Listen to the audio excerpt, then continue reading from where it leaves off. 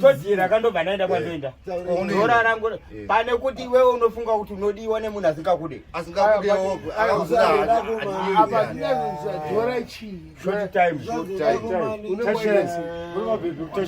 unenge wabvisa ukapfuura 3 minutes anokudubura pamusoro pake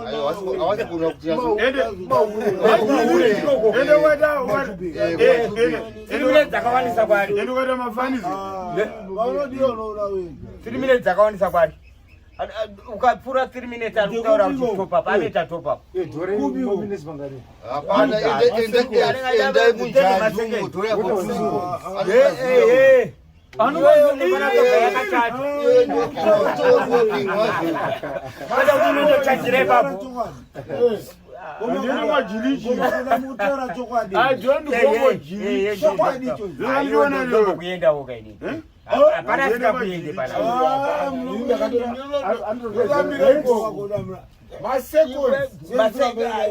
ukapfurikidza kana une top up muhomwe unotopa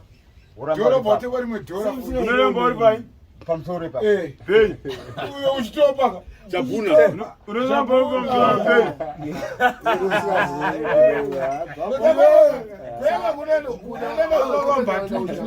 apa uko kumadhora ndinenge ndava nenge 4 days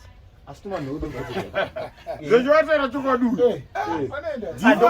anorova dhifu ndokuenda ini ndingarambirechi saka kana uchita anorova dhifu rwedza dhifu aurisi ndozvandokutaurira manhede 842 baba vodzora mwoyo akanosundidzira chinhu chake hapana chandanzwa aye ndo slang yatakutaura kuzimbabwe vanoroora manheru mangwana orambana ndonyaya iripo aiwa hatisi kuroora manheru shamwari dhiri racho ndere ipapo ipapoka kaka akusi kuroora vanoroora kamanheru imari yako imari yako zvozotipinda imari yako womukanga wotengera vana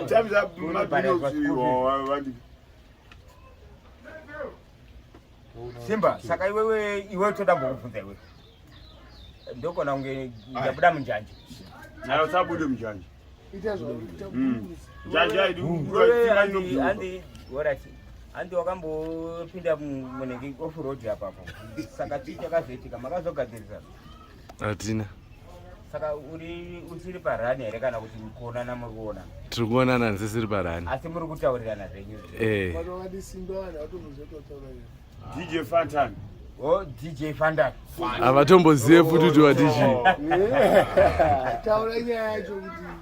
DJ Fandani vakaita off-road adono kuti maibva nekuno here kana neoko kuti hadi makapaza tu zvinhu vanonyanya kukana vapinda pasteri ndiye Fantan vanodriva mota Fantan angonodriva mota Fantan yachipinda mudzimba mota ndozvazvinoita vakasibiriwa ndozvinoita mota flight canal anonodriva mota Fantan flight canal Fantan saka kana makawirirana zviripo Fantan akabata red wine ndipekuvha ndinwe zedhikaini babitoni aitoita senge imba yacho yakapera kudhara wakapaza imba yakapera wapinda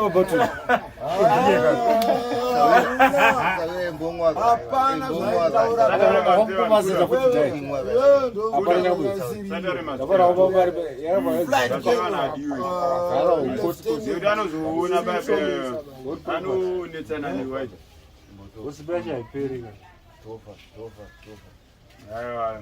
kuda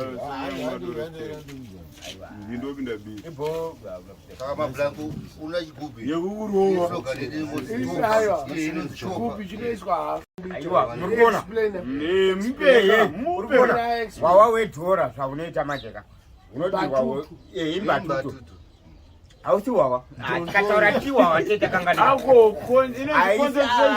aiwa mira shamari izvi zvinhu zvokuti katinodira apa wosvika apa uku mvura ndio inopedzisa ndokuti zvimwike ausi wawa because wawa ndinoziva zvinoka une alcohol percentage Mira tu ndivara percentage kasolaga kosafa mira uri kuona haumanikidzwa percentage yako unodilota according to your own rurimi rwako plus pakudilota kwacho domboti dha wonzwa kuti apa panopisa wedzera mvura ndine mabrango ndinoonwa mani saka manje isusu manje according nokuziva kwedu manje ka tozwa kuti wawa wedhora akadiyera kusvika apa pakaImbatutu ausi wawa Mbatutu wedhora akadiyerwa kusvika panapa kapa the rest water ende pawater pacho ka because unogona kudirwa chimusoro saka iyo Mbatutu yairubva kuchiredzika inobva muethanol inenge ava vanozoita udobidobi hwanoita neushuga tinganyebera izvi zvinhu izvi hazvina munhu akunyazoziva kuti aiwa dzinobva kuchiredzi mani hakuna padzinobva iwo ndokwanganisa vanhu mushao ndorwa zvinobva unoziva here kuti pakambetuka marodi buruko kuti hakuna marori ayapinda muno muharare zvinopinda nemarori isimaguri nyika inenge ichitwa achibatwa uko unoziva here mira ndokutaurira iwewe jena anga singauye hauna winwa here concentrate yaibva naye kubasa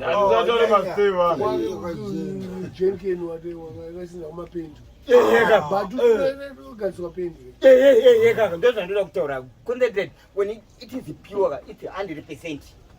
Unoziva kuti 5 liters inodhirota drum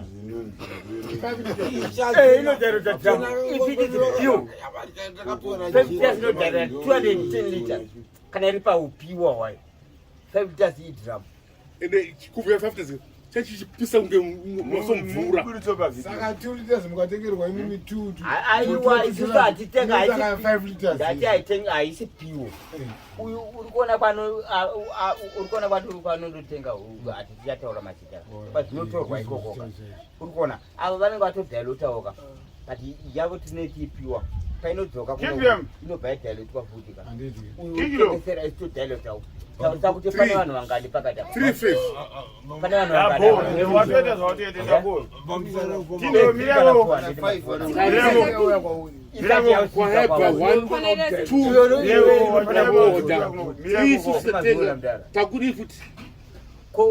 ko iwewe ukazozvibata wega kuti wachipiwa ichi chakazara go straight to pamusoro enkomanguna upenyu hwedu muda kuti tirambe tichimwa uye kana upenyu hwangu inini shamari I'm not even there to control even your life and I'm not even your life safe.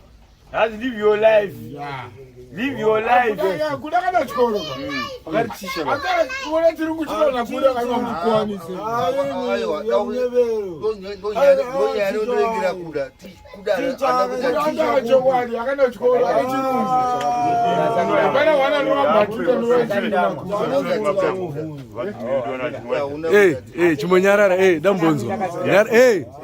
Dambonzo.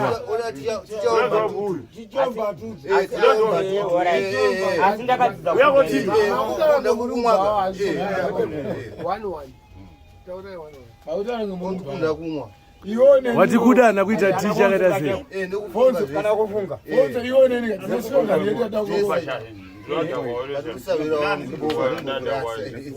Kesha hata mnanga mjida zwanikwa kwa ndiye. Zwanikwa ka. Ndakafanya nini? Ali ndaika. Ni bade.